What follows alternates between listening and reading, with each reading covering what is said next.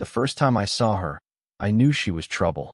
Not the kind of trouble that comes with warning signs or red flags, but the kind that sneaks up on you when you least expect it. The kind that makes you question every decision you've ever made. It was a rainy Tuesday evening, and I was rushing to catch the last train home after a long day at work. The platform was nearly empty, except for her. She stood under the flickering fluorescent light, her dark hair damp from the rain, her eyes fixed on the tracks as if she were waiting for something or someone. I didn't mean to stare, but there was something about her that pulled me in like a magnet I couldn't resist. And then, as if she could feel my gaze, she turned and looked straight at me. Time stopped. The world faded away. And in that moment, I knew my life would never be the same. We didn't speak that night. I boarded the train, and she stayed on the platform, her eyes following me until the doors closed and the train pulled away. But I couldn't stop thinking about her. Who was she? Why did she look so lost? And why did I feel like I'd just missed something important? For days, I replayed that moment in my mind, wondering if I'd ever see her again. And then, just when I'd convinced myself it was nothing more than a fleeting moment, she walked into my life again. This time, it was at a coffee shop near my office. I was standing in line, scrolling through my phone, when I heard her voice. Soft, melodic, and unmistakable. My heart skipped a beat as I looked up and saw her standing a few feet away, ordering a latte. She was wearing a cream-colored sweater and jeans, her hair tied up in a messy bun. She looked different, less mysterious, more approachable, but still just as captivating. Before I could stop myself, I walked over and said the first thing that came to mind. "Do you always haunt train stations, or was that just a one-time thing?" She turned to me, her eyes widening in surprise, and then she laughed. It was the kind of laugh that made you want to laugh too, even if you didn't know what was funny. "Only on Tuesdays," she replied, her voice teasing. And just like that, we started talking. Her name was Elena, and she was new to the city, trying to find her place in a world that felt too big and too small all at once. She was an artist, a dreamer, and a little bit of a wanderer. I was a corporate lawyer, a planner, and a firm believer in routines.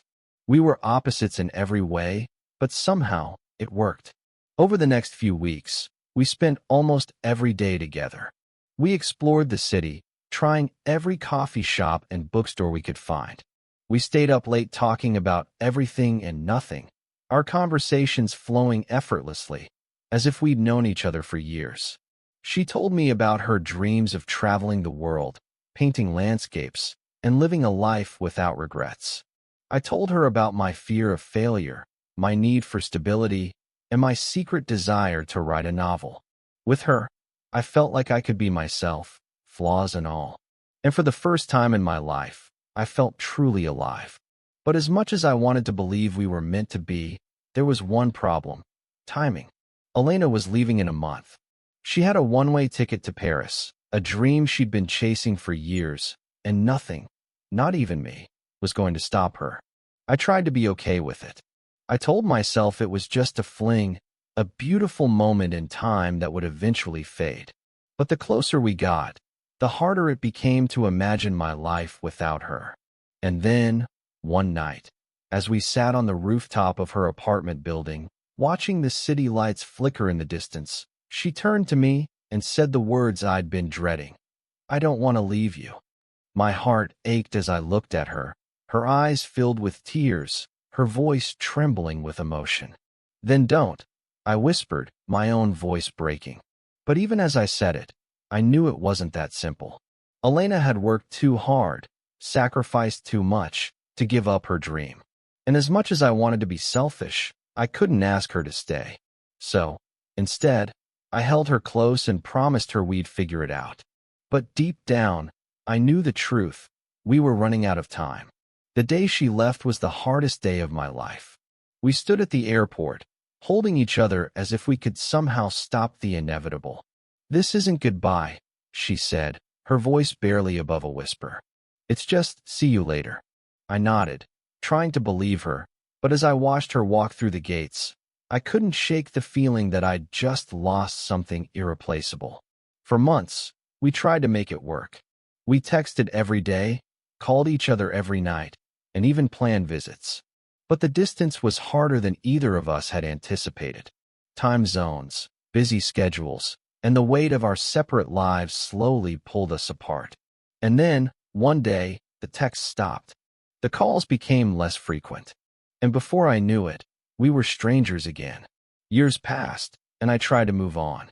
I threw myself into my work, dated other people, and even started writing that novel I'd always dreamed of. But no matter how hard I tried, I couldn't forget Elena. She was the one who got away, the one I couldn't let go of. And then, just when I'd convinced myself I was over her, she walked back into my life. It was at a book signing for my novel, a story about two people who meet at the wrong time but can't forget each other. I was signing copies when I looked up and saw her standing in line, her dark hair longer, her eyes just as captivating as I remembered. My heart stopped as she approached the table, a copy of my book in her hands. "I guess you finally wrote that novel," she said, her voice soft but steady. I nodded, unable to find the words. And then, she smiled, the same smile that had haunted my dreams for years, and said, "I never stopped thinking about you." In that moment, it felt like no time had passed at all. We were the same two people who had met on a rainy Tuesday evening, who had fallen in love despite the odds, who had let each other go because the timing wasn't right. But this time, things were different. This time, we weren't running out of time. This time, we were ready. As I stood there, looking into her eyes, I realized something. Sometimes, love isn't about timing. It's about finding your way back to each other, no matter how long it takes.